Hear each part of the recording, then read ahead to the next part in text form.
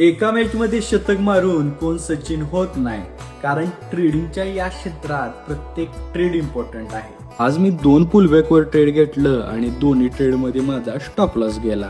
आता stop loss हा ट्रेडिंगचा पार्टच आहे, पण तो लॉस काय झाला हे लक्षात घेतलं पाहिजे.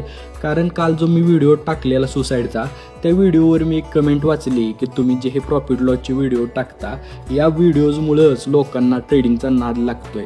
आता तुम्ही जर माझ्या व्हिडिओत फक्त प्रॉफिट लॉस बघण्यासाठी येत असाल तर ती तुमची चूक आहे, कारण माझ्या व्हिडिओमधून शिकण्यासारख्या भरपूर गोष्टी आहेत. त्यामुळे जर तुम्ही लर्निंगवर फोकस केला तर माझ्या व्हिडिओमधून तुमचं ट्रेडिंग इम्प्रूव्ह व्हायला खूप हेल्प होईल.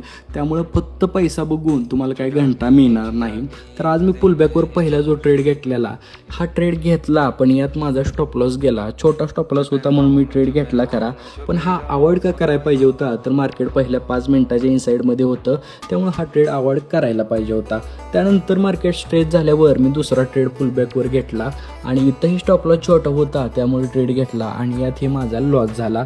पण मार्केट वन वे आलेलं, खूप स्ट्रेच झालेलं. हा ट्रेड जर मार्केटनं रिट्रेसमेंट घेऊन बनवला असता तर तिथं चांगलं प्रॉफिट झालं असतं.